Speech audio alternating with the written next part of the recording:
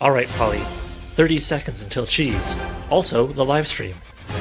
30, 29, 28, 27, 26, 25, wait, 24, 23, 22, 21, 20, 19, 18, 17, 16, 15, 14, 13, 12, 11, 10, 9, 8, 7, 6, 5, 4, 3, 2, 1. Get it?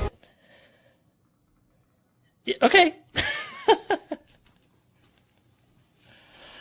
All right. Everybody gets a live stream.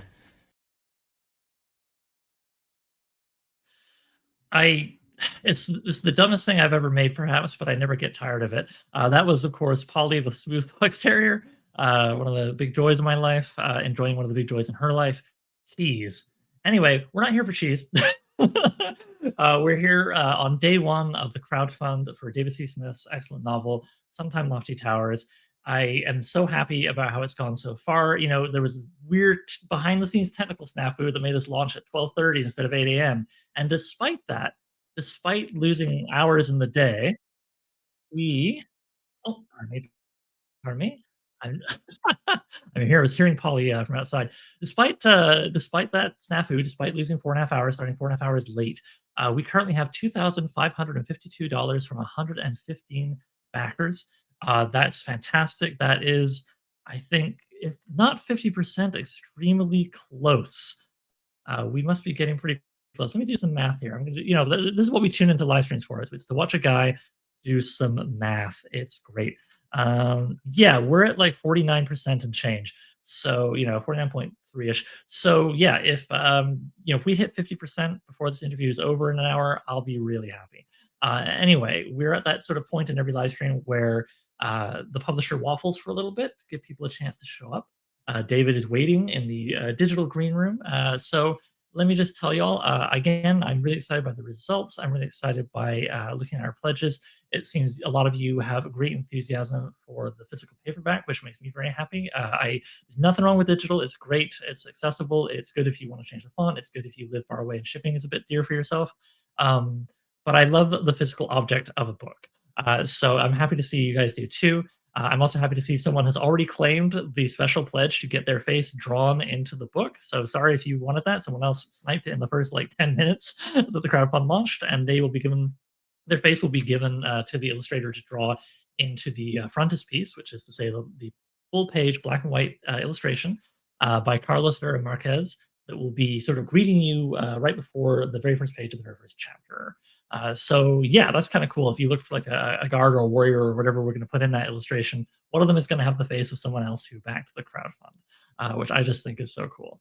But in the meanwhile, there's still other special pledges, such as getting a short story critique by David himself. Only 3 people can do that, and David doesn't really do freelance editing, so this is a very unique opportunity. There's also the opportunity to get myself to look at a short story of yours. And yeah, if you're a retailer and you want to carry this in your store, we do have a special retail 5-pack. You can get 5 copies of the book at 50% discount, but you gotta prove to me you're actually a store, of course. So there's that if you want to put on your shelves. And if you're someone who's just kind of wandered in and you've never heard of New Age Sword and Sorcery, Oliver Brackenbury and Brackenbury Books, or any of this stuff, but you're deeply intrigued and you want to just check it all out, we have one kind of wacky pledge it's called Gimme Everything You've Got, which gets you our last book, Double Edged Sword and Sorcery, this book, all 4 currently released issues, 1 through 4, not including issue 0, because you can just get that off Amazon. It's easy for a couple of bucks. And our lovely rainbow pin, our lovely rainbow battle axe pin. There we go. Which is also available individually as an add-on. Yeah, somebody has grabbed the Give Me Everything You Got pledge, and that was very pleasing for me as a publisher, let me tell you. All right, I think I've talked long enough without our guest. I think we should bring them on. I think we've had a chance for people to show up. Please feel free to sound off in the comments. If you have something fun you want to say to David, or if you have a question, I will happily sort of bring those onto the screen so that David can have a look at them, or we can both discuss, or whatever. So participation is totally down. We're down with that. All right. So blah blah blah, Mr. Brackenbury. Where's the author we came for? Well, let's get him. There he is. There he is. There There it he is. is. All right. Yeah, I Hi, want one of David. those pins. I want one of those pins. I'm going to wear one of Yeah, yeah. No, I really like them. I mean, I may talk about Finn for a few more seconds. those. What I really like about them is that they're kind of like what's called rainbow metal, Yeah, you mentioned and that. Yeah, yeah, every single one is unique. This mine's like a reddish pink, but some of them are blue green or other combinations of color, and it's it's a really good fun because logo.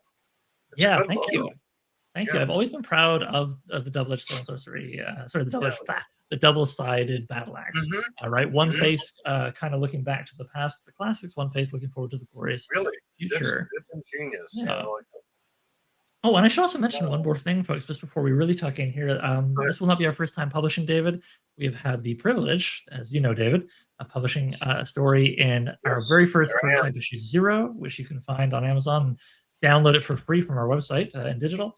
And then for normal prices, you can enjoy another story by David, which is in issue number 2 here. So that's pretty cool. But yeah, I got to say, I'm really happy the crowdfunding's doing so well, David. I think your novel is fantastic, and I'm happy to see so many people so excited Thank you. when we're not even 12 hours into the crowdfund and we're Wow. almost half funded and all that stuff. Oh my. Um, it feels good. It feels good, and we have I think almost 100 people already have just gotten the paperback. Never mind the other formats and wacky pledges I mentioned. This, yeah, this is So new to me. This is exciting. This is new to me. yeah, well, I I'm think gonna yeah, this is. watch this.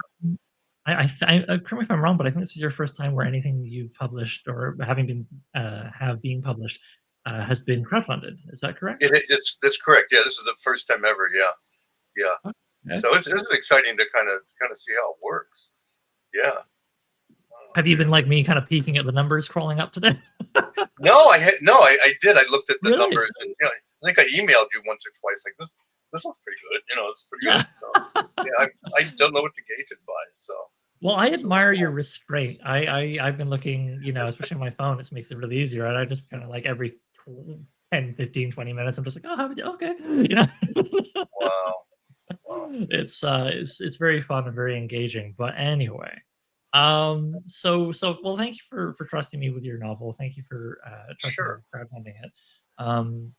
The nice thing is that this isn't our first time chatting. Of course, I interviewed you No, on my and you're podcast a good. few And you're years good at ago. what you do. So I like the Well, way the novel's pretty. No, really, man. I mean, I like the way it's going so far. Yeah. thank you. Well, I mean, heaven knows, I think we can both agree and praise a third individual.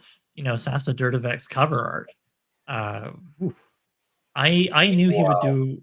Yeah, I knew they would do a good job. I knew they would do a good job because, of course, they have a great portfolio online, but also they did that wonderful cover for issue 3 of the magazine with Jarrell, which I should have brought into the office with me, but oh well.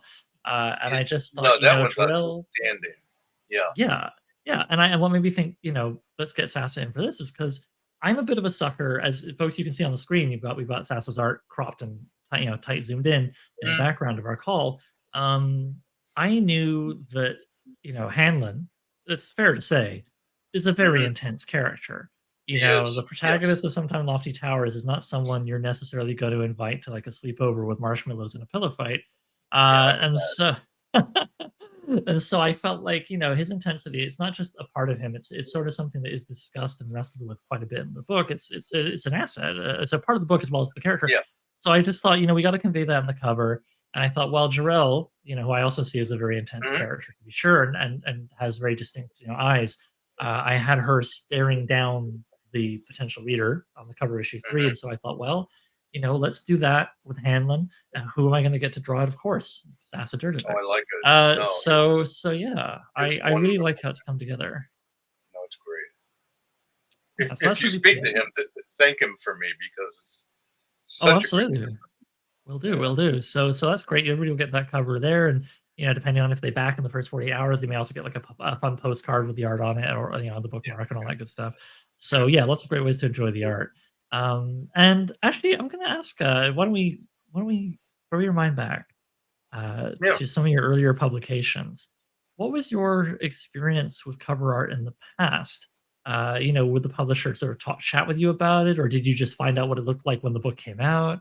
What was it like Mostly, with I more would just traditional find out. publishing in the 70s and 80s? Oh, Mostly, really? mostly, I find out when the book came out. And that's where the funny story about the Oran, what's the Oran book, or Mhm. Shadow Sorcery rather. Um, which came out as The Sorcerer's Shadow from Zebra back in 80, I don't know, 81 or 78, I think. Mm. And for Oran, Zebra bought Oran, my Oran book, but the character Oran. And they hired Clyde Caldwell to do this almost like Frazetta-esque cover. The guy standing there with double-headed axe, and very impressive. And so I needed some interior illustrations, which blew me away. I'm sure that's what sold the book initially. Those interior illustrations were great. So the editor there said, "Oh yeah, we want Clyde to do the cover for the next one, for The Sorcerer's Shadow." And that one, for anyone who hasn't read it, features Akram the Barbarian. This is his introduction. Another, really a barbaric guy. Oren's more of a hero. This Yeah. guy is like Hanlon in this book. It's like, and this very very voluptuous witch woman who figures in the story. They're kind of like two sides of the same coin. And he said, "Man, Clyde wants to draw that cover," and it's like, I'd like to see what Clyde does with that cover. But Roberta Grossman, who was the editor at the time, who told the story a couple of times, she Sure. wanted to get Sorcerer's Shadow into print as soon as possible after Oran. And Oran came out, I think, like in June of '78. And this thing came out, I think it's dated like October or something. I mean, publishing. I mean, that's impossible, right? So they got it Yeah. in there like immediately. Um, and so for the cover, they had a painting of a blonde warrior, like a Brack character, kind of fighting this toad monster with tentacles, which is absolutely nothing to do with the book. I mean, not even close. But Vinny in the art department found it in the back. I memorized that. It's so wonderful. Vinny in the art department found it in the back, so they bought a bunch of paintings. I've since found out that the artist, I think, is Doug Beekman, and there's Mhm. nothing wrong with the painting. It would have worked like on an old issue of Weird Tales or something. It's a great painting. It's just got nothing to do with the characters in my book. Well, I mean, So how often does that happen, right? not People not just are like, what not, gorillas. The kids like gorillas. We'll put a gorilla on the cover or whatever. And you're like, there's no gorilla in the story. I wonder about that because most of the time I just saw the cover when it showed up. So for instance, when Okay. the Sonyas came out, I had no idea they were going to get Boys for Yeho, the covers, and I'm Oh, sure that sold really? those. Oh, didn't know that. No, they never shared anything with us. Um, Oh, that's funny. except, yeah, they didn't. This is Zebra Books, Pinnacle Books. We're not talking top tier. Oh, There was oh. no working with relationship. Really. Um, but except for The Fall of the First World, the fantasy trilogy I did, which is Mm. completely unlike fantasy trilogies today. It's more like a quasi historical thing. Um, so the first book came out, and they retitled it. My title was The West is Dying, which is Mm. a leitmotif in the book. They call it The Master of Evil, which I didn't care for at all. Um, but then another editor took over for the second one, and so there's a totally different kind of cover. They had a sorcerer and this other figure meeting at a cave, which is from the book. And the third one, another editor took over because this is publishing, so no one knows their elbow from anything. Mhm. And they said, "What do you have in mind for a cover?" And I said, "Well, it's kind of like the end of the world. It's like the fall of Atlantis. They got like gigantic golden domed temples and people on little boats trying to escape from the flood and everything. So it's like the end of the world, and that's what they did. Mm. And it's a good painting. That is the Awesome. only time I've ever had to say. Well, no, there's one other time. A book I published through. What's the name of it? Seasons of the Moon was published by iUniverse back in 2005. That's a Mhm. book that's like something Lofty Tower. It's kind of personal to me. It's like a rural story set in Ohio where people are ruled in this small town by matriarchy. And a friend, when I was working at the Orthopedic Society, a friend of mine there who did artwork for the medical journal, and we were good friends. He said, "Let me do the cover." So he did this wonderful cover with this big moon, and this tree. And if you look down here, you can barely make out this little four-eyed little boy, which is me. I gave a picture of me when I was a little boy, because the story is told by a guy in his older years, seen through the eyes of him when he was 12. And he's Okay. raised by Okay. this society, like of older women who practice witchcraft and stuff. But that's the Right. only one I had a say in. Okay, Yeah. well, I feel pretty. I feel sort of retroactively a little chuffed. I showed you a few different options for poses and stuff, and we actually chatted about this before we even got Yeah, to the I'm sorry. crowdfunding. Yeah, I'm sorry. Yeah, I went offline and I every time, um, but no, this I mean, you show me these sketches, and I've blown away. So this is outstanding. No, this is, Well, I'm glad and I've been able it's to give it's you. it's yeah, it's Frazetta-ish, and it can't. I mean, you know the story. You know this genre. I mean, it is intense and it's muscular and masculine, and he got it. It certainly can be, So. and it certainly is here. Mhm. So, okay, before we move back up to the present with Sometime Lofty Towers, we do have someone in the chat here. Levi is Oh, saying, he can't unfortunately stay for the whole stream, but he'd love to hear a little bit about your work on Red Sonja and your other collaborations with Richard. Now, we only have so much time, so why don't we I'm not focus going to on take long. Yeah, why don't we Yeah, it won't focus take on long. Red Sonja, and you tell us a little bit about like how did that come about, and what were some of maybe the unique challenges of writing the character, and writing in tandem with another author? Yeah, I did. I'd seen the comic books. I was past the interest of reading comic books at that time. So the sale was set up by Kirby McCauley, who was my agent and Dick's agent at the time. He became Stephen King's agent, and went on to like some really big shot writers. But he sold this Oh, this idea to Ace for 6 Red Sonja books, and Roy Torgerson read an introduction to the first one, and so I ran out to a comic book store and bought a bunch of used Red Sonja comic books, and they're fun, but um, Dick's background and my background was writing for the fanzines and following the trail of Robert E. Howard and Lee Brackett, hmm. and Fritz Leiber and these authors. So we took it this is very serious to us.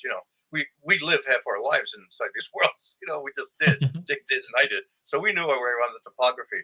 So uh, Dick said early on, he said, he said, it's tough for me to start, writing a first draft. And at that time, I was so full of enthusiasm, I would just sit down and start typing. I mean, it was ridiculous. I was like 24, 25, 26 years old, I mean, so I just sat down and started typing. And then he would take that and then he would polish it if need be. He said in an interview later that sometimes he had to do quite a bit.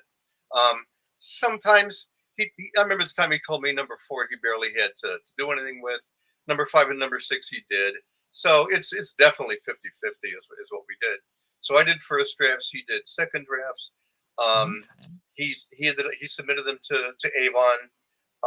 The woman editor there took it upon herself to line edit some of the books, with neither Dick nor I cared for. But I think she Hmm. stopped doing that after a while.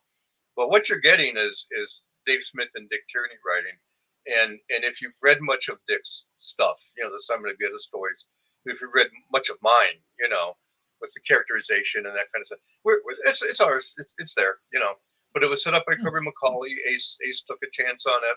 They're the ones that got the Boris Viejo covers. We had no idea. Um, and they're I mean, still that must have been popular. nice when you saw that first cover and discovered, oh, hey. Oh man, yeah, I was blown Yeah. away.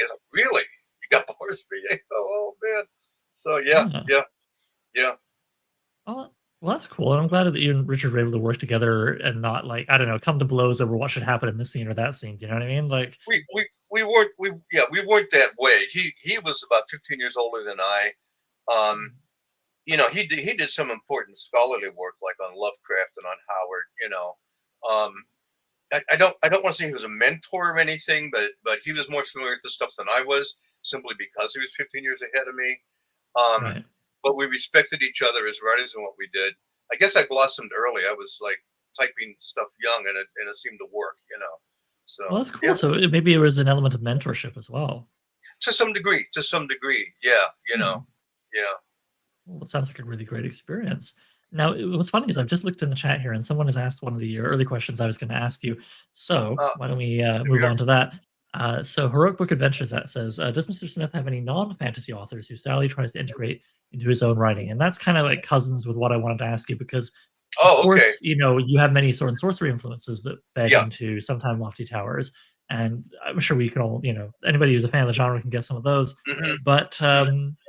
why don't we bend this question a little bit to fit with my other one I was going to ask and say, what are some authors, at least outside of SNS, they can maybe still be fantasy, but let's maybe try and go even further afield, that you Yeah. feel fed into Sometime Lofty Towers? Because Hanlon is a bloody, mighty thewed warrior, but he is also a poet and something of a philosopher. And I Yeah, have to wonder yeah. what text fed into that side of him and that side of the book. I try to read widely, um, and I try to read as quote unquote great books and stuff as I can. So I Hmm. don't know how much of it crept into there, but there's some Chekhov in there. There's some Tolstoy, a lot of Tolstoy in there. I love War and Peace. In terms of dialogue, like I fought for years to try to get some screenplays published, and there are some screenwriters who are just very, very good at that. I admire that. They admire me for publishing what they call real books. I admire screenwriters who do so much with so little. That's you know this. I Um, do, yeah, yeah. The cost of filming each page means the screenwriters need to learn brevity. oh God, I learned that. I like to think that sometimes I can make a point quickly, but then at some point I tend to like just let it go, and the characters will just talk for themselves, or the scene will just take on a life of its own. Um, who is some other writers? I tend to go back to like short stories from mid-century, last century. Um, not Fitzgerald so much. Faulkner maybe, although he's very windy. I mean, he's dense. Eudora Welty. It's you can tell it's kind of all over the place. I've got books on the shelf. I take Edith Wharton. Um, Thomas Wolfe I liked early on. Oh And yeah. he's a wordy guy. But yeah, from North Carolina. From North Carolina, and in fact, here's this. If you don't see this poster, no, this is the Oh, poster for the movie. The poster for the movie Genius. okay. Um, and it was made. It's based on. I'll think of his name. He did a number of biographies of people. Max Perkins, editor of Genius. He was the editor at Scribner's, who published Fitzgerald and Hemingway, and he quote unquote discovered Thomas Wolfe in 28, 29 because nobody would publish Wolfe because he had this stack of paper like this that he had been writing on. He was hugely tall, so he would write on top of the refrigerator for God's sake. You know, Okay.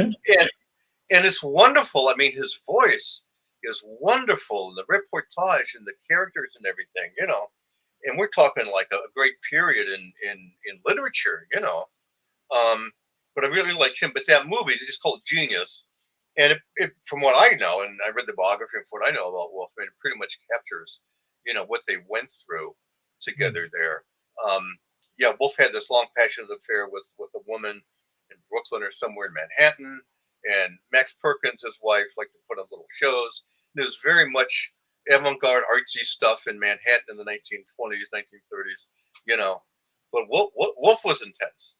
Wolfe was intense. So yeah, maybe Do some you of do you it. find whether it's Wolf or someone else, do you find are there any authors that you will just, you've got 5 minutes, you're waiting for the kettle to boil or whatever, and you'll just pick one of their books off the shelf and read a few sentences for pleasure? Is Yeah, there anyone who? I do that with Tolstoy.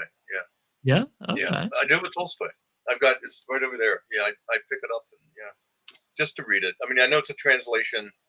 Um, I had another older translation. I think I said that our basement flooded about 30 years ago. I lost so much stuff. Oh, So now I have the Volkonsky, I think the name is. It's husband and wife team that translated Tolstoy. But just for the clarity and the genuineness of the prose, it's really good, And it's just there. I know the story, and I can dip in. It's like coming in the middle of a crime show or police show if you know the characters. So oh, they're there. Yeah, yeah. that's my friends. So, and the trilogy I mentioned, there's a character in there, Count Adred, who's like the soul of the story all the way through. Well, he's my Mhm. Pierre Betzalkov. I modeled that character after the Oh, Pierre okay. in the War and Peace. Yeah. Well, cool. Okay, so let's hop back to Sometimes Lofty Towers a little more specifically. Sure. When we start in the shallow end of the pool, just out of curiosity, from the very first like moment of, hey, I got something here I'm going to write about, through to when you handed in what you felt was the finished manuscript, how long would you say that took you? I mean, A long time. In fact, yeah. initially I would have to go back to the early '80s Oh, when I was living on the west side of Youngstown, Ohio, where I was born, and I was just casting around for ideas. And I swear to God, hand to God, there was a couple of made-for-TV movies with I think Chill Wills and a bunch of other old actors in it. The Over the Hill Gang. Okay, and it was a bunch of old bank robbers, and they're trying to put in one less. And it was played for laughs, you know. And I thought, what if I could do something with that? You know, Yeah. get some aging, you know, sword and sorcery characters, and maybe play it for laughs. Why not keep it lighthearted or stuff? You know. And then I reached the limit on writing stuff. The stuff that I've been writing didn't make much money. You know, couldn't go out of business, and I walked away from it. It was very strange. I walked away from it, but I never quite forgot that idea. The idea of having, you know, it was always two of these older guys who really been through the war, you know, several wars, you know, and still hanging around together and meeting again. You know, what would they think? What would they go through? And didn't do anything with it until my dad died, as I say in the back of the book, you know. Yeah. And he was a hell of a guy. He was a World War II veteran. He was as good a guy as you could want. He loved to fish. I mean, you know, he's an American dad, you know. And I wasn't with him when he died. I saw him just a couple days before he died. He died like 2 days before. He was at my mom's wedding anniversary. I mean, it's a sad story. And Yeah. so we had gone back to visit him, and we came back here to Chicago, and he died in the meanwhile while we were on the road. So we go back to the funeral, and it hit me hard, you know, particularly because to do the kind of work that I do to make a living, to be medical editing, you can't do that in Youngstown, Ohio, or Warren, Ohio. You know, you got to go to a city where there's a lot of medical publishing association publishing stuff like that. Yeah. So it started to come out. I just started typing stuff. You know, it was all from Hanlon's point of view. This very deep remorse. Quickly here, my father died of asbestosis. He carried around a fury, a white hot anger at asbestos manufacturers who had known since the 1920s that the stuff is poison and will kill you, and didn't do squat about it. Didn't do a damn thing. Isn't that He always got the in hold way? of. Every time, it's like you find out about something like that, oh, they actually knew for 30 years or 40 Oh, they knew. years. Yeah, they know. He got a copy of a copy of a copy of an internal memo, I think from Johns Manville, where they, we better not talk about this. You know, Jesus Christ, these people's lives. I mean, that's why I am who I am. I mean, it's just awful. So I just Yeah. started typing stuff up, and I'm sure a lot of that anger and frustration my dad felt got into Hanlon. But he needed a vehicle for that, you know, and because I'm a sword and sorcery writer, you know, I write that kind of fiction. I like that kind of fiction and what you can do with it. It kind of took that Yeah. direction. I resurrected the two over the old guys, you know, and it started to What a take shape. shift And there of was never an tone. outline, which is kind of odd for me, but I just saw it, you know. Yeah. Now I put down initial notes like in 97, 98 after my dad died, typed the first 2 or 3 chapters, fell away from it, put it away, came back. I don't know, after I'd done Seasons of the Moon, typed another chapter or two. Just couldn't get back into it. And then when I did get back into writing after this long fallow period, I started to look at it again, and I felt that magic again. It's like, you know, I got to tell the story. You know, it's my dad. You know, I got to tell the story, and this is a good story because of the moral principles and philosophical principles involved. And that may sound Mhm. high-minded, but we're writers. You know, we can do whatever we Yeah. want. And you want to start, you know, put a moral, you know, undertone to this, or philosophical or deep characterization. That's what we do, you know. And that's what I wanted to do with this one. And so I wanted it to be, you know, deep characterization, characters you can really feel on the page. You can touch them and put your finger on the page, you know. And I think I achieved that. I think that's who they are. And it was for my dad's sake. You know, he never found peace, you know. Mhm. So I wanted to give Hanlon a shot at it at least, you know. So Well, I mean, isn't that also one of the pleasures of writing? We can try and we can make something happen that maybe didn't happen in real life that we wished had, and yeah, it's not always, yeah. having a jetpack or something like that. We can try and Oliver, find resolution. that's a very good point. Yeah, that's a very good point, sir.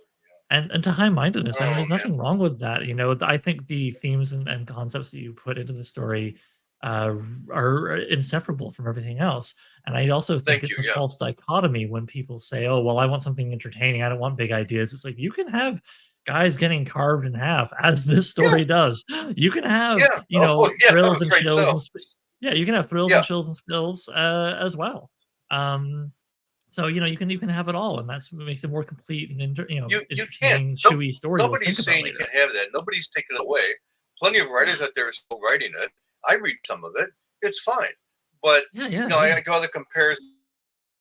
I draw the comparison with the Western genre or romance or the detective fiction, mystery fiction. Those are not. They did not stay where they were in the 1920s, 1930s. No, There's enough no. there that can be broadened and deepened. There's archetypes in there. There's Well, everything we I may look have for said in this. stories. Yeah, Go I mean, ahead. I may have said this to Sorry. you before, but Hanlon and his story often made me think of Clint Eastwood's character in Unforgiven. Someone Yeah, who yeah, yeah. was just deaf when they were younger, and then they get pulled back in, and we see where they go. This I yeah. Now before we move on to my next question, because I do want to talk a little bit about I what I, you I were wonder. saying. I like that movie. Oh I yeah, wonder if it had an influence. I wonder if I had it in the back of my. I know I had Beyond the Black River in the back of my mind, of but course, yeah, Robert E. yeah, Howard maybe story. Unforgiven as well.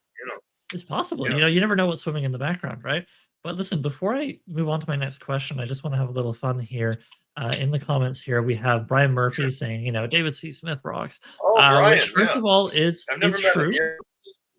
but it's also I just thought it was kind of fun that Brian popped in because he wrote my favorite nonfiction book about sword and sorcery, Flame and Crimson: The History of Sword and Yep. Sorcery.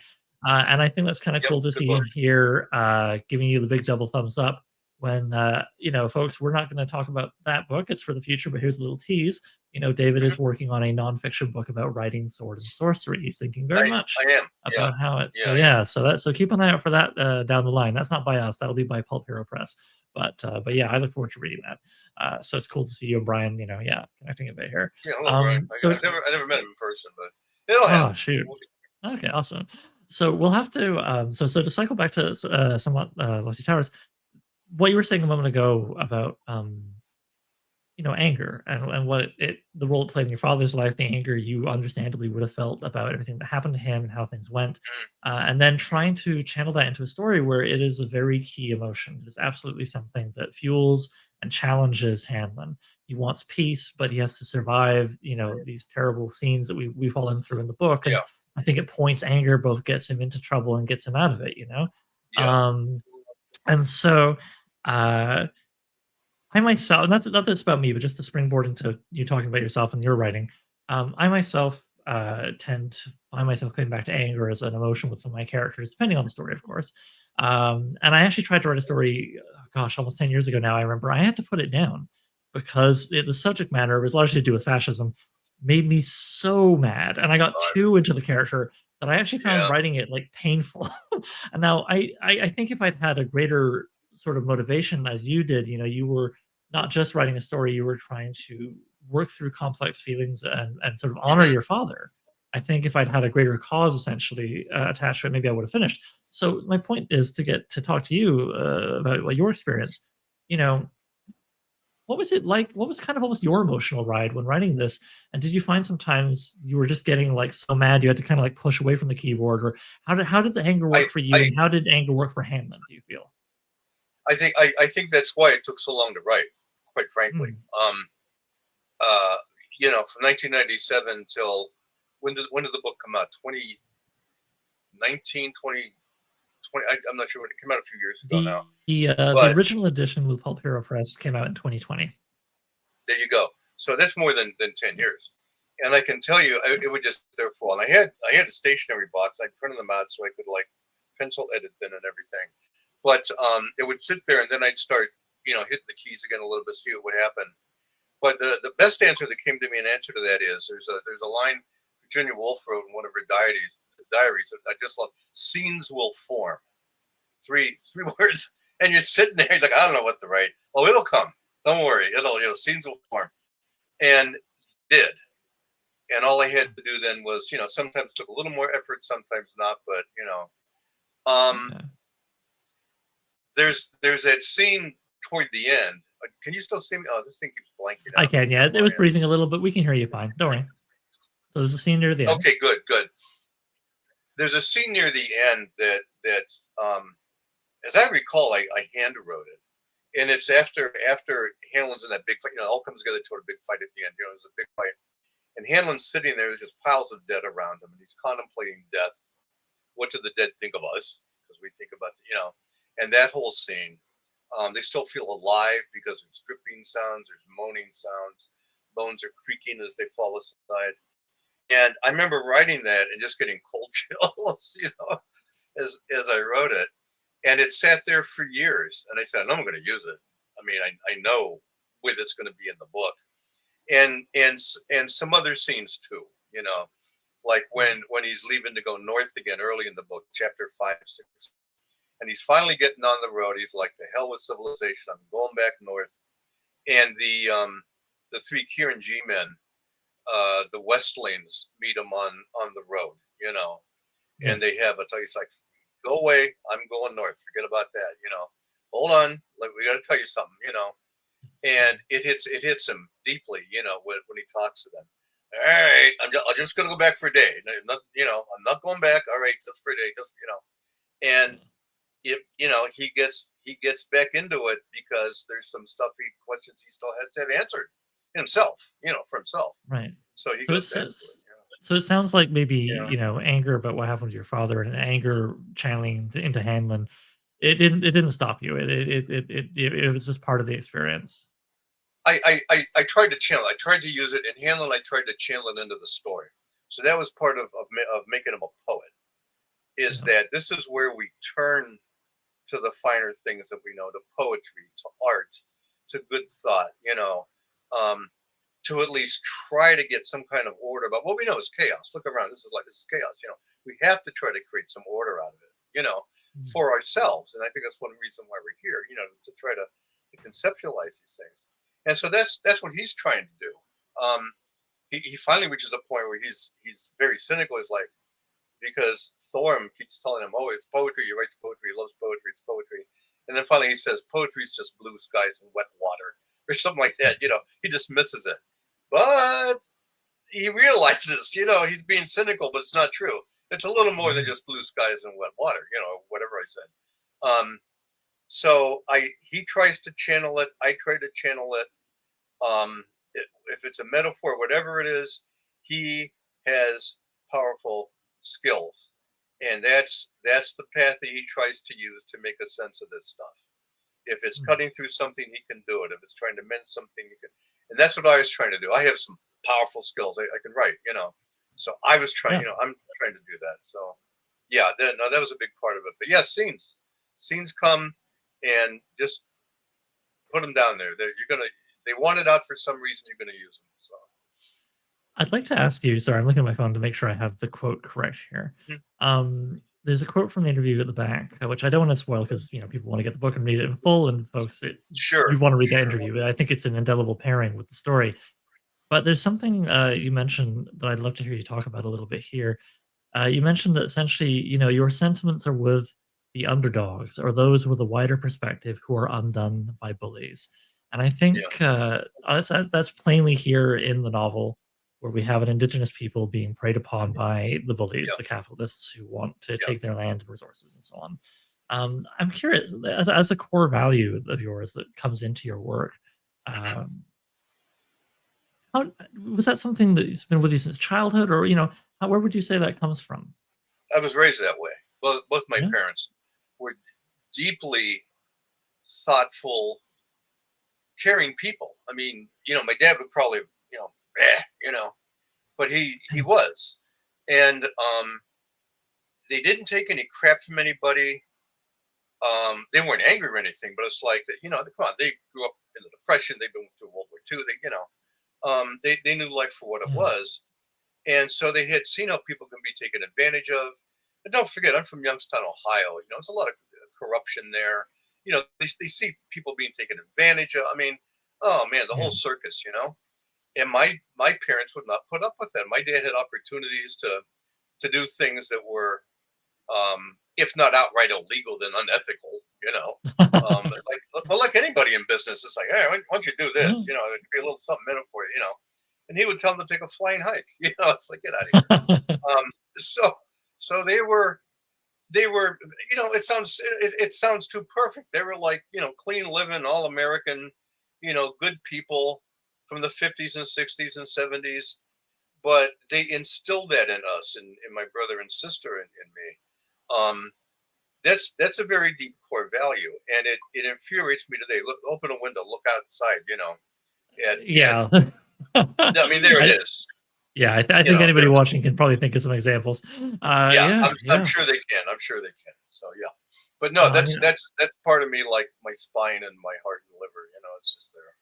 yeah, and I mean, you can tell, even if didn't read the interview in the back, it's there in Mhm. the DNA of the story, Yeah. which I really loved. I really connected with that and Thank you. appreciated Yeah. seeing it expressed through the characters. Yeah. To Yeah. go to another bit of perhaps personally felt health philosophy, there's a line in the book that I really love, which you may have seen. I've kind of made it the tagline for us crowdfunding this new edition and so on, Yeah. where you say, the past does not hold Uh, us.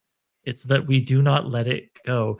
I think that's one of those it sounds very simple, but it also sounds mhm. very hard won. That's the kind of wisdom you don't tend to hear a 16-year-old or a 25-year-old, or even a 35-year-old say. No. Yeah. I'm curious, when in your life did you learn that? Did that come to you? I didn't come up with that until I was putting down thoughts about my dad, because Mm, he would not let go of the past and what had been done to him, and yeah. he just wouldn't. And as I thought about things and put down lines and everything, it's like, I don't know how many times my mother told him, "Let it go, just let it go," and it's like, I'm holding, keep Yeah, but I holding on to can't. it, and it's like, Yeah. and it is. I mean, I don't know what it's like to be given cancer and then living for 16 and a half years because you tried to live a good American life and did everything right. I don't know what Mm, that's like. I mean, he had to live it. We got to stand on the sidelines and watch him. Well, that was fun, you know. I mean, this is like the American story, the dark side of it or something. This is ridiculous. yeah. And he's certainly not the only guy that went through it. I can tell you that. He had friends in the trades, who all, suffered from that. And Mhm. so that's where that comes from. Um, it is hard won.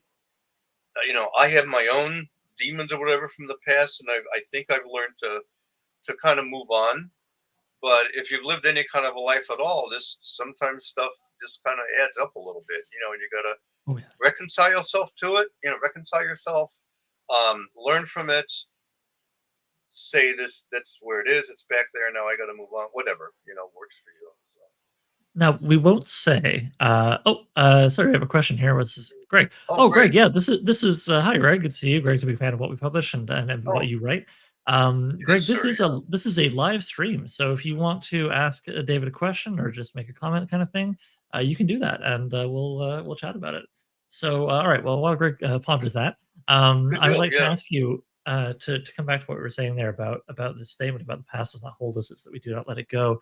Now, we won't spoil for the potential new reader whether or not Sure. Hanlon fully internalizes that lesson, but I do think part of Right. why that sentence really stood out to me is that Yeah. it's kind of what he's wrestling with for the whole damn book. Yeah. It is. Yeah. It is. Yeah. It is. It feels like if you had to pluck out like one core thing, I think you could do worse than that from Yeah. the That's novel. insightful of But him. Yeah. Thank you. but there's a cliche, people love to say, which is that writing is therapy. Did you find writing this story, writing Hanlon's journey, writing Hanlon wrestling with the fact that, we hold on to the past, not the other way around? Did it help you perhaps Yeah. Yes. lean more comfortably into being Yeah. able to let things go? Yeah. Yeah. Yeah. And I can tell you farther. My sister and brother back home in Ohio, Liberty Township, Ohio. And I know my brothers read the book. I sent to my sister and said, if you guys want to read it, here it is. And I don't know if Mm, she read the novel yet. She read the afterward talk about dad, and she was just in tears after it and everything. So that helped. It helped her to see that, it's in yeah. print, it's in some form, it's out there. People can read about it and learn from it. So very therapeutic for me to read this book. I mean, it's like for every sentence you put down, there's 16 in here that and Yeah. then so it helped. I mean, it helped. So yeah, Well, I'm really glad yeah, to hear that. There's a lot of talk, especially in recent years, for whatever reason, it's become fashionable again to discuss an old discussion about fiction as a kind of way of generating empathy, about helping us communicate with each other, helping us yeah. connect, helping people. The more you read, maybe the better you can understand other people. That's a big, It deep is. topic, but I think it's worth Yep. just mentioning in the context of this. You know, I myself felt touched while reading this, and that's one of the many reasons why, as a publisher, I Thank felt you. so enthusiastic and wanted to Thank you. invest in it. Yeah, Thank you. and then this theme of trying to let things go and so on is something I found I could deeply relate to, and reading someone doing it in such a heightened place. Now we've been now speaking of high-minded hoi polloi and all that stuff. You know, I'm Mhm. gonna ask you. I'm gonna just turn it, to the side All right. here because we do love those big things, those big themes and ideas. And I see Greg's got a question in the chat, but we'll address that after this one. Don't worry, Greg. We're not gonna Okay. forget you. There is also there's poetry, there's philosophizing, there are deep personal themes stemming from some of the most incredible, intense life experiences people can have that you yourself have had and translate into your story. Also, some guys get their heads cut off. David, what is your approach when you are trying to pivot or weave together these big ideas, these deep character moments with some motherfucker just getting, what's coming to him? How did you feel that the balance was between writing the action and writing the big thoughts in this novel? I try to approach it as though it's seamless. It's all part of the same story, just different aspects of the same story. It's kind of like, oh, look at Mother Nature. It's so wonderful. Look at this beautiful stuff. Oh no, the lion just ate the baby gazelle. And it's like, oh. So what do you do with that? You kind of say, circle of life stuff. So I like it. I watched the show last night. The show down here on PBS last night. They're bringing dinosaurs back to life, so you get to watch They had a little baby triceratops, and they animate it, and they talk to the archaeologists. And they go back and forth. And how did this poor thing even survive? I'm like, oh man, don't kill the baby triceratops. Just don't do that. But at some point, this little baby triceratops just was off on her own and became a fossil. It's just that's how it is. But part of it may have been that I was a medical editor for 30 years, and for most of those years, yeah, I was the managing editor of here it goes, the Journal of the American Academy of Orthopedic Surgeons. And so it was, there you go, Scott Oden. Yeah, Socrates. There you go. Yeah, Scott's is commenting. People forgot Socrates. Perfectly put. Yeah, so perfectly put. Sword and Socrates could be a new genre. Sorry. There you go. Sword and Socrates. I love it. But yeah, it's like I talk to these surgeons. I don't know how many articles I edited, and then some of these guys. There's like the trauma articles, which I won't go into gruesome detail, and a lot of sports injuries, war injuries. When I was the managing editor, we had gotten involved in Iraq and Afghanistan, and the thing is true. When you go to war, and these horrible injuries come out of it to these soldiers, there are advances made in medical science because they got to find out a way to take care of these things as efficiently as possible, just to keep someone alive and everything. And in fact, a few years ago, when my legs swelled up and I had something called compartment syndrome, one of the devices they used to help me with that was developed to help soldiers in Iraq and Afghanistan. When you had this fierce open wound and your leg swells up and they gotta, drain it and all this kind of stuff. So I edited some of the first papers that came out of that. So I'm well aware, of the little bones in the neck and what happens, when you do this with a sword and everything. But just as these doctors are, they can do surgery all day long and then go home and watch a comedy on TV. Oh, of course, you have to, right? You lose your mind. You have to. Yeah, you have to. So we can also when you're writing Hanlon, getting in there with his steel, certainly this helps with the description of what, as you say, hitting some of these delicate systems with a big lump of steel will do. But also, and you feel like, it's not like you have a scene where in this one we're thinking, and the next scene now we're fighting. It's all together. It's all woven together for you. That's absolutely true, folks. I can tell you. I can confirm. That's the rule. And Scott Oden is right. That's the will of the Greeks. He knows. That's the will of the Greeks, and the antiquity and the Roman world. So is there any particular trick when you're deep in writing a scene of great action or violence? Sometimes people not unfairly complain that action scenes can get monotonous. I hit this guy and his head fell off. Oh, I hit this guy and his leg fell off. What advice would you give to any aspiring writers, or even writers well past the point of aspiring, to keep to enliven, to keep those scenes of interest, to avoid that monotony? What do you do? What would you advise? I have this thing because I thought for years I would be a cinema student. I never quite got that far, but I still think I mentioned this in my other book that for me sometimes every sentence is like a shot. So you can kind of like pull back, you can pull in, you can put it over here, you can go high. So the first couple of sentences maybe they're graphically detailed and the blood is in your eyes and all that stuff, and then you pull back, and maybe there's something going on over here at 19 and a half degrees, and then you see that happening, and then he feels it vicariously, but then he's going to move over here. So keep moving around. It doesn't have to be the same way. Avoid stuff like he mowed them down like he was threshing wheat. I think everybody who writes sword and sorcery decided around 1969 never to say that again. But Yeah, there was a but yeah, presidential and address. yeah, but put yourself in the middle of it. You're the actor. You're the person doing it. You are him or her, and so what are you feeling? You're right there. So you have Huh. to do this, but then you got to pull over here and maybe pull back for a second, take a deep breath. Oh, something else is happening. Walk us through it. Mm. Doesn't always have to be detailed. It can be a feeling. It can be Yes. something you see out the side of your eye. Sometimes it's straight ahead. Sometimes it's 19 and a half degrees over there. Okay.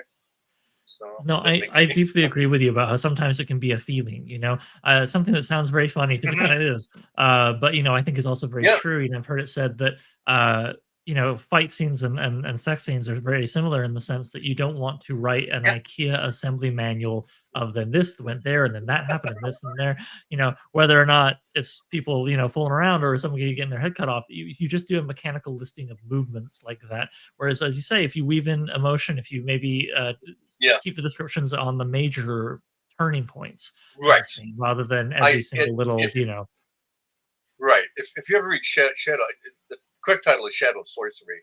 Um, Steve did Sorcerer Shadow, but there's a couple of heavy duty sex scenes in there, and I made the decision to make sure that I wasn't going to name the genitalia. I wanted it to be about the characters, yeah. and so he does this, and then she does this, and then they're hetero and they're doing this. So the book Uh, comes out, and some woman said, "This author has a problem even naming penises and vaginas or sex parts." Like, he's a prude, no, yeah. no, he said And you're like, it's "No, not. I'm trying not to be It's not. critical." Like, It's not the joy of sex. It's a fantasy novel. yeah. Yeah. Holy Well, cow. you Yeah. can't So there you control are. people the way, All kinds of readers. So Wow. Okay, so we're getting into the last sort of 8 minutes or so here. People in the chat, if you have any questions for David, now is a very good time to put them in there. Um, I'm gonna actually we just got a comment, and then I'm gonna go to Greg's question from a few moments ago. This oh comment from sure, okay. Corey, I edited articles on sports Oh, and orthopedic, PT for a decade. I'm very familiar with AAOS. Thank you for this terrific interview. Looking forward to reading your book. Corey, thank you. Hey, I appreciate that. Then you know exactly where I'm coming from. How tough medical editing is, and orthopedics, and telling our medians from our laterals and all that stuff. Good. Thank you for being a medical editor, fellow editor. Alright. Yeah.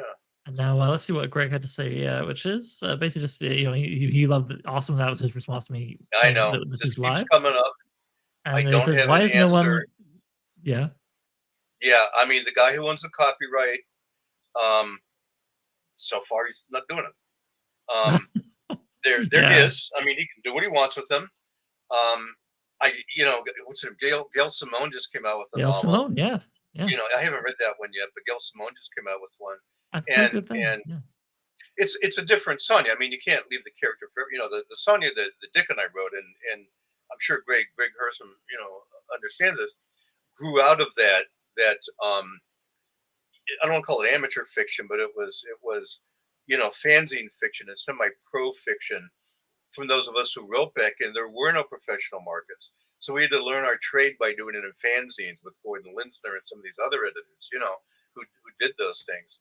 And so Mm. that's where we learned to do this. And it was very much the Hyborian age, and very much all this stuff. There was nothing else out there.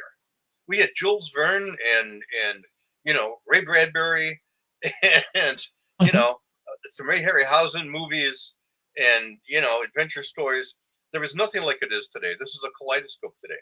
So that's the roots of those Sonia novels. Strong characterization, deeply rooted in the good pulp fiction, the 30s or 40s or 50s. And I'd love to see him come back. I think we did good work. I mean, people still, Christ, it's been what, 1981? How many years have it been? Like 40, 50 years? I mean, was it 50 years? If it's 81, we're talking 44. Yeah. I mean, I was a kid when I wrote. I mean, I was like 24, 25, 26 when I wrote those things. I mean, and I love them still. And I did good work. It was good work. Yeah. So I say I because I wrote first drafts, but Dick and I. Yeah, But I sent him a first we draft. know you include Richard. Yeah. Yeah. Well, we know Dick and I both know how to write, so But yeah, I'd love to see him come back. So, but for now, I guess it's just the paperbacks. Yeah. That's part of the fun, though, right? With Sword and Sorcery, going back and finding. It is. But they sure did well back in the day. Yeah, they did very well back then. The first one went through a bunch of them went through 3 printings, I think. That's the limit of my. I'm not a mercantile person. I'm not good at that. Oh, that's all right. Oh, Scott, Walden Books at the mall. My mom worked at a Walden Books back in Warren, Ohio. Yeah, man, that was Ohio. Yeah, thank you, Scott. Yeah, I went into the Walden Books there. It was like 1982, and they had it's still called science fiction. I'm gonna be done in a second. But I went up there, and they had copies of the Oren books, a bunch of the Sonias, and then like the new Oren books that they did. And whatever else, Ace had reprinted like Grand McMorn or something. And I had like 10 or 11 books there. I should have taken my camera, didn't have a phone camera. I should have taken a picture of it. Man, I felt like on top of the world. I was like, I'm a successful pulp author. I love it, So Decatur, Alabama's only bookstore for a long time. That's a damn shame. Scott, do they still have a bookstore there? God, I hope so. Man, I like Walden Books, and I loved what was the other one? Borders, Yeah. So. Actually, we have a new question, so I'm going to throw that up. We still have a little bit of time. Heroic Book Adventures It says, "What's your favorite SNS character other than your own?" Boy, that's tough. That's tough because they all appeal to me on different levels. I think we're also going to want to remove Conan because Conan's everybody's favorite. And so after that, let's remove Conan from that. Yeah. Yeah, we can remove Conan. The Howardian characters, both Cull and Solomon Kane, because they have real depths to them. He didn't have enough time to do enough interesting, Cull stories and get them in print. Although the bits and pieces that are there are really good, and you can see that he wanted to write, good adventure stories. Of course, he did. Grand McMorn, I really like. Maybe it's the Scottish blood in me, but I really like Grand McMorn. I mean, I can side with him. Other than that, let me think if there's any recent ones, because there was so little that came out recently, like of series characters. I mean, we have to jump almost. I mean, Kane's interesting. He's, I'm dark. He's a little dark for me. What's the one that, the Eternal Champion?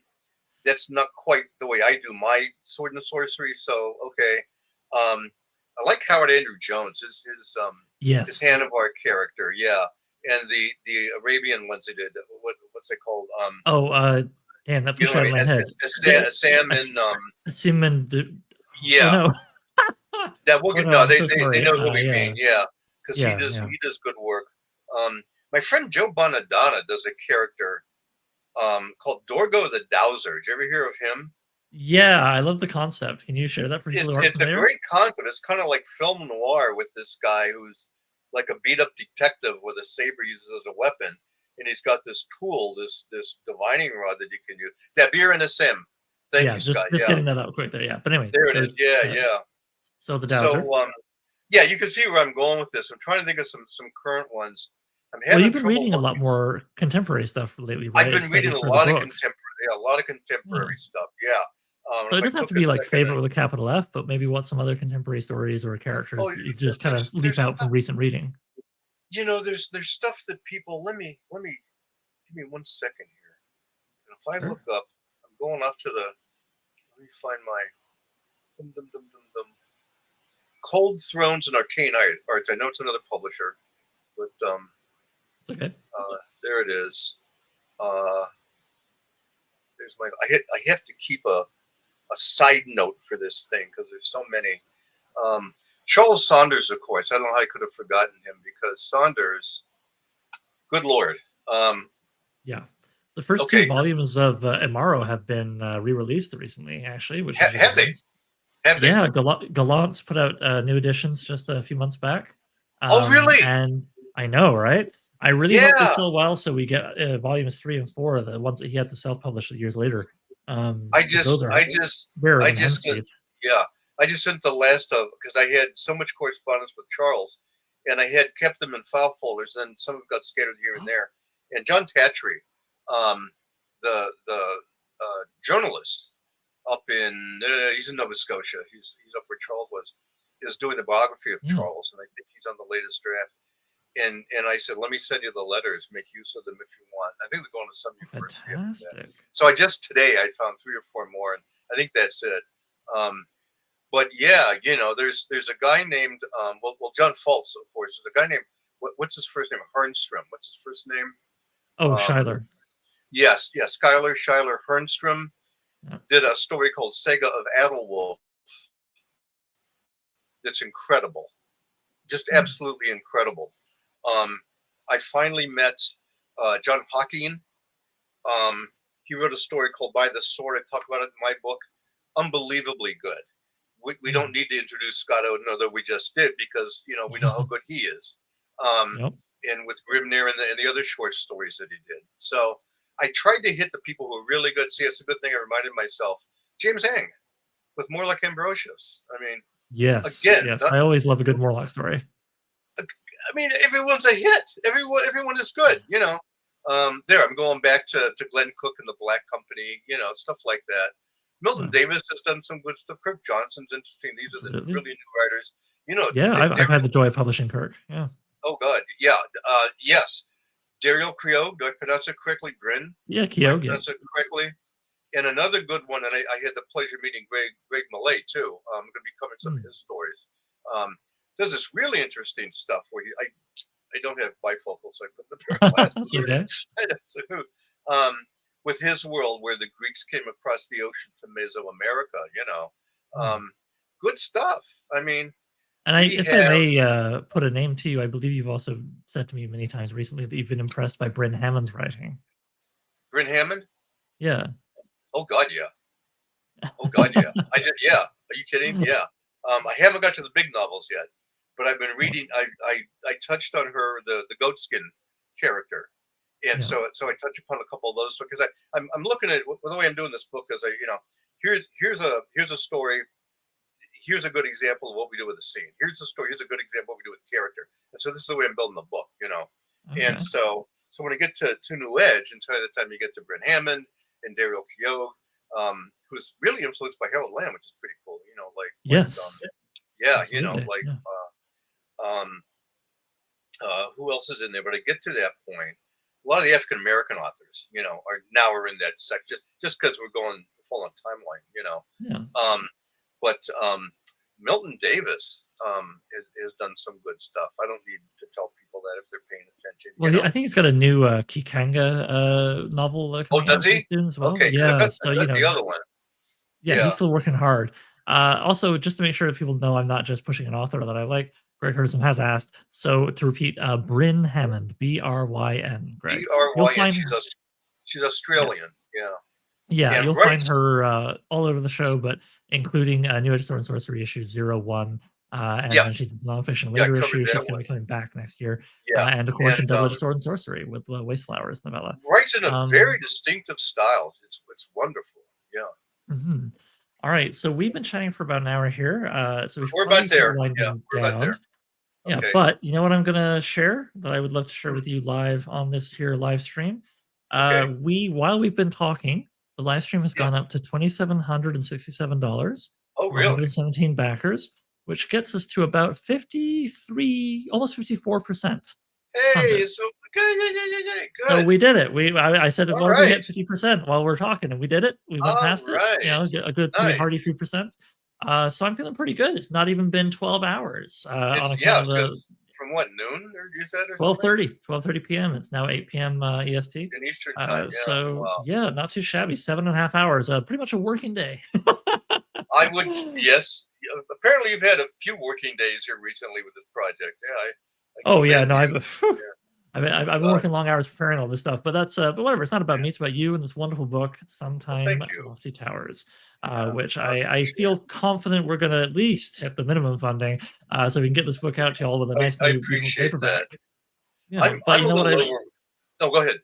No, I was just going to say I'm a go. little overwhelmed at the reception I've gotten so far. Everybody seems to think Well, it's and a it's hit. not over It's yet, you know. it's literary sword and sorcery. I mean, really, you know. So Yeah, it's a hit. yeah. It's a hit. No, it is. I mean, look what Brian Murphy's saying here. This man Oh, literally wow. Brian wrote the book on the history of sword and sorcery. And this is He's what he has to the say. guy. Yeah. He's saying it. Brian, Sometime Lofty thank you, Towers is a man. modern SNS classic. Full Oh, stop. thank you, man. Yeah. Yeah. And in my unbiased opinion, I agree.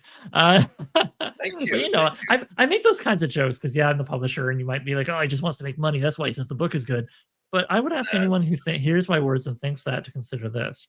I could have invested a lot of my time and energy and yes, money, including funds even before we started this crowdfund, in this book, or I could have invested them in any other book, any other manuscript. But I chose this book because of how strongly I believe in it. So I mean it. Thank I really you. do mean it when I say that this is Thank a you. phenomenal novel. I love the interview at the back. That is such a vital companion with it. Folks, we've touched upon slivers of what's in that interview tonight, but you got to read the whole thing. So, I'm hopeful that by the time we wrap this crowdfund, which will be, in case you don't know, folks, noon EST on Saturday, July 19th. Although we may do the crowdfund overtime thing, we'll see if we can get that going. But I'm hopeful. I'm very hopeful we will at least unlock our first stretch goal, which will be to give this paperback the absolute classic SNS thing, which is single color spray edges. I really want to do that so bad. And we're going to give people, if we get to that point, we'll give you all who have backed it the opportunity to vote on what color. We'll present a few options. You guys can choose what color it's going to be. So I think that's kind of fun. Give everybody a chance to have a hand in making this book. What do the old Lancers do? Were they purple? I think the old Lancers. They vary dramatically, but the one I think most people think of are the Lancer Conans, and those were at least one edition, I believe the first, all purple, a very rich purple. Purple is what I remember. I buy them at the drugstore. Yeah. I mean, for this book, we could do purple. I'm also thinking about like a sort of the gold yellow that we have in the logo up the top left here. Also, black and red have been bandied about. Okay. So we'll see how the poll goes. The poll goes for this story. Yeah. Although some people have strong opinions, Brian says they can only be purple. So only be purple. So we'll have to make purple an option and see what people think.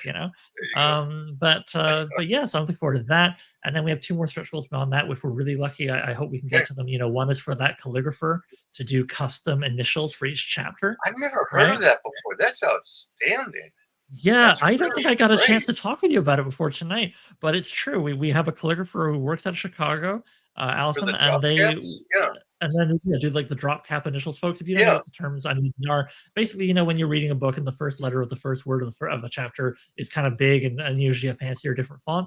Well, I found a calligrapher and I budgeted for, our second stretch goal would be to hire them to hand create original lettering or the drop cap initials, that first letter of every chapter of this book, all 14 chapters. So, I mean, that'll be unique to the book. I hope we get to do it. And then the last stretch goal, it's like, hey, let's give something back to you folk. We know shipping outside of America can be kind of expensive. So if we hit our third stretch goal, that will pay for like a pot of money that I'll use to discount shipping by $5 American for Canadians and $10 American for everybody in the rest of the world. So, if we really succeed here, we'll share that success with you in that sense. Okay, so and we have a comment from Greg that I think is great to go out on. So we'll go out on this.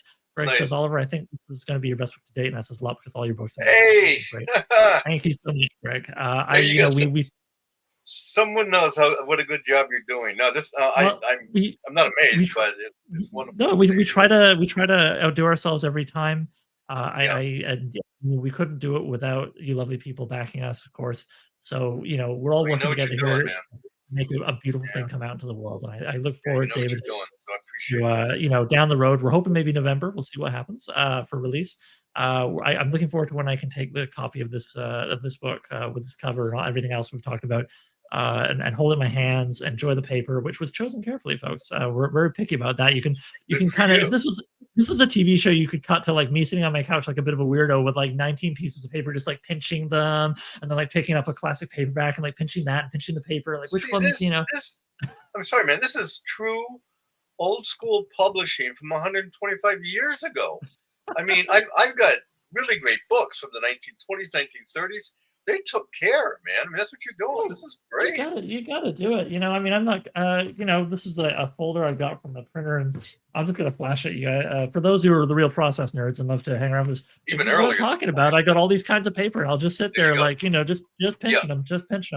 Because it's funny, well, okay, you know what? I'm going to cut myself off because, as you can imagine, yeah. We need to be to. doing all Yeah. this, I'm pretty obsessed, and I will talk about it for 30 more minutes. I don't think people need to hear that much more Right. about wood Come on, man. grain or pounds per square inch or whatever. So, and actually, yeah, Corey's not wrong here. I have jokingly described myself elsewhere as a paper pervert, but one could say I'm just A passionate. paper pervert. A pervert. I like that. That's I like that. That's cute. All right, David. So listen, the Thank you, man. absolute final thing I'm going to say is a big thank you to you for trusting me with your book. A big thank you to you for writing it. A big thank you to you for being here with me tonight, so we can chat and people can enjoy it. And folks, we haven't scheduled a date yet, so keep an eye on our social media or on the crowdfund page itself. But David and I were talking before this. We thought it would be cool to do a live stream maybe in 2 weeks' time. A little later in the crowdfund, where we'll do, you can hear a bit of David's sort of analysis and some different angle of his thinking about sword and sorcery, about writing, about editing, where him and myself and 2 or 3 other guests are going to do a panel discussion of Robert E. Howard's Beyond the Black River, which is a classic story unto itself, but also a very logical story to discuss for how it kind of relates and mirrors and so on and so forth the story of Sometime Lofty Towers. So keep an eye out on, but you can find us on Blue Sky and Facebook and Instagram. Maybe you're on our Discord, all the places that we like to hoot and holler. Keep an eye out. And also, of course, we'll be scheduled here on the crowdfund page. All right. All right, man. Oh, we have more questions. But I'm really sorry, everyone. We're out of time. We got to go. Yeah, we ran over a little. So much. Thank you very much, sir. Thank you. Thank you. All right. Goodbye, everyone. Talk to you later. Thank you. Bye-bye. Okay.